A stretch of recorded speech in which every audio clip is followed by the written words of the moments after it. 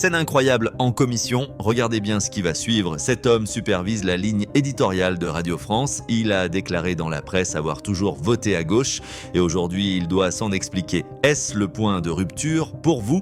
Dites-le nous en commentaire. Si je vous pose cette question, Monsieur Mellet, c'est que avant de devenir directeur éditorial de Radio France en août 2024, vous avez occupé plusieurs fonctions éminentes au sein de l'audiovisuel public. Vous avez été directeur des programmes de France 3 en 2005, directeur éditorial d'Arte en 2011, puis directeur de France 2 à partir de septembre 2015, nommé par Delphine Ernotte qui venait d'arriver. À l'époque, Libération, vous avez consacré un portrait dans lequel vous déclariez notamment que, passionné de politique, vous estimiez, je vous cite, « Pour changer la société, il vaut mieux travailler à la télévision qu'être élu », fin de la citation, ajoutant avoir toujours voté socialiste, je cite à nouveau, sauf une fois écolo, fin de la citation.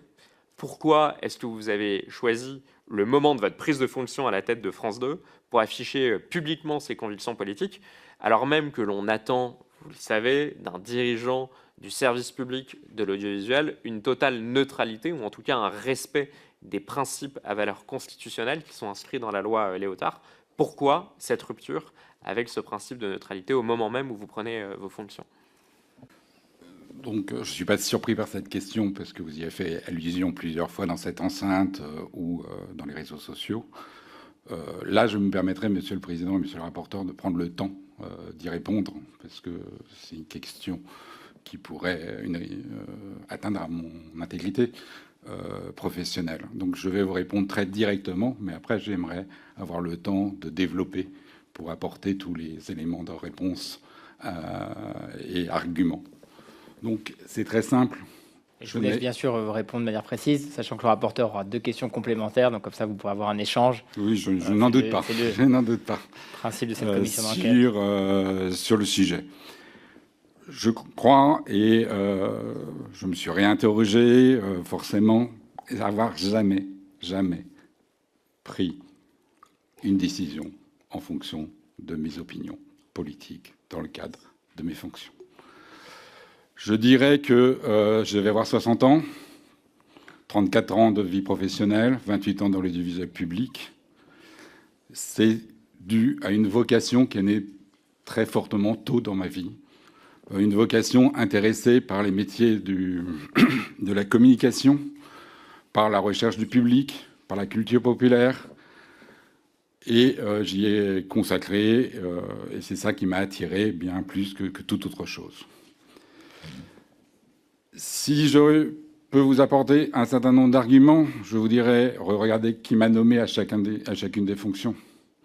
Que ce soit Mme Sybille Veil, dont je ne vous rappellerai pas la carrière passée, que ce soit Mme Véronique Kella, qui a été membre de cabinet sous le présidence de le président Valéry Giscard d'Estaing, avec 2 ministres de la Culture, qui a été nommé à différentes fonctions par M. Jacques Chirac, au CNC, au CSA, avant d'être nommé par M. Sarkozy à Arte, en tout cas sous son mandat.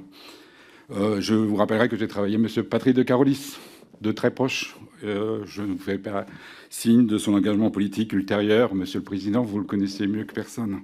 Ou de M. Rémi Fimelin. Et ça me fait un peu mal de signaler autour de ces différentes personnes leur carrière politique ou leurs orientations politiques. Parce que j'ai travaillé auprès d'eux. Et jamais il en a été question. Parce qu'on avait vraiment le sens de servir l'intérêt de chacune des entreprises et une idée assez générale de l'audiovisuel public et d'être au service de l'intérêt général. Regardez les programmes sur lesquels je me suis occupé. En termes de feuilletons, des feuilletons populaires, 3, qui ont le mérite d'avoir des personnages en chorale, ce qui permet de montrer la grande diversité de la société française. J'ai mis à l'antenne Ce soir ou jamais. Cette émission est sans doute celle qui a eu le plus de polémiques, tellement on ouvrait la parole et on ouvrait les invités face à en y intégrant tous les extrêmes et toutes les paroles radicales. Quand j'ai pris les fonctions de Arte, j'ai mis en place 28 minutes. Là où une chaîne dite culturelle, il n'y avait pas de débat. Voilà. Ça a toujours été ma fonction, mon envie, et je m'y suis toujours consacré. Alors je sais que vous essayez de démontrer au travers de ma personne qu'il y a un état profond au sein de l'audiovisuel.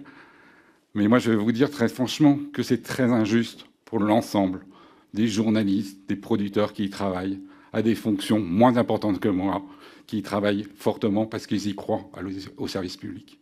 Et que les décourager est sans doute la pire des choses en ce moment. Merci pour vos réponses. Deux dernières questions sur ce sujet, on fermera la parenthèse, mais est-ce que malgré tout, ces déclarations que vous faites au journal Libération, au moment où vous avez des fonctions importantes dans l'audiovisuel public, vous expliquez que vous avez toujours voté socialiste, à une exception près écolo, que pour changer la société, il vaut mieux travailler à la télévision qu'être élu.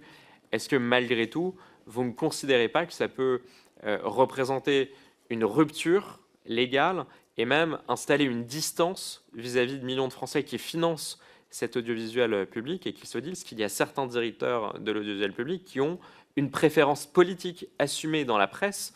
Est-ce que c'est vraiment votre rôle d'aller clamer et assumer ces préférences politiques?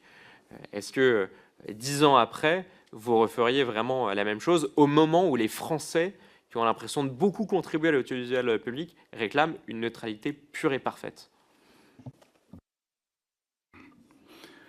Je vais vous y répondre très précisément et très franchement à la question.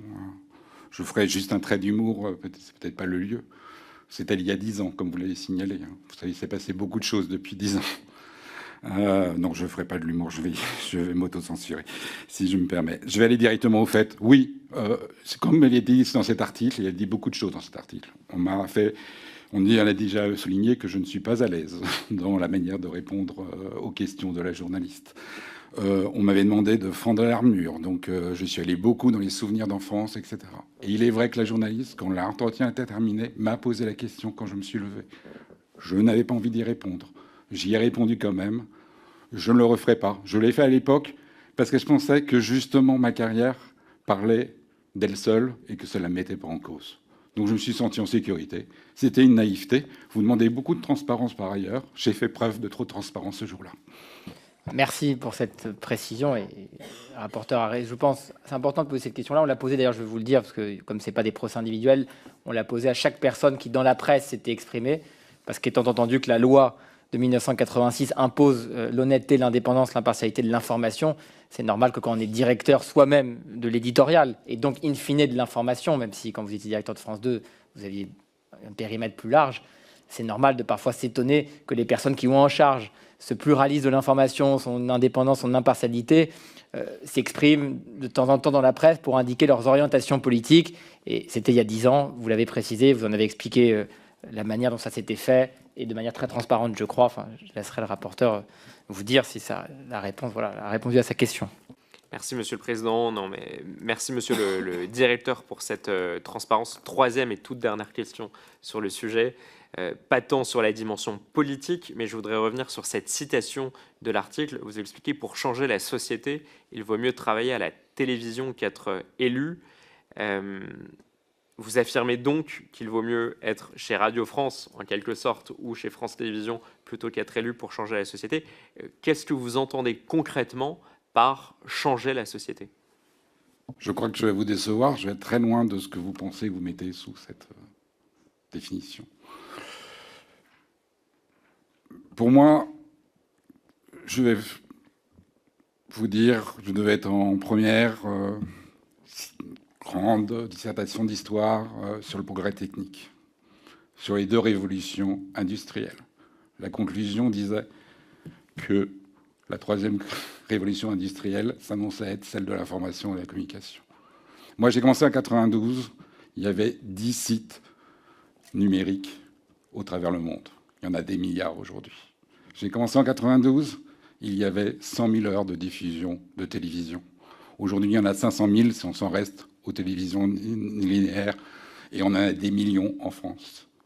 Oui, je pense, comme l'écriture, comme l'imprimerie, le moteur des révolutions technologiques transforme beaucoup de choses dans notre société. Moi, à titre personnel, l'esprit partisan n'est pas mon fort. Je suis plutôt un rebelle. J'aime bien l'esprit critique, remettre en cause, passer à côté. Je pense que mes collègues pourront vous en témoigner, que quand je les challenge, je vais les chercher ailleurs ou de là où on m'attend. Donc je suis plus à l'aise là-dedans. J'ai vraiment eu l'impression d'y vivre et au sein du service public des très belles heures et d'en avoir été fortement le témoin. Qu'en pensez-vous? Dites-le nous en commentaire. Merci d'avoir regardé cette vidéo. Pensez à liker et à vous abonner pour ne rien rater de nos nouvelles vidéos.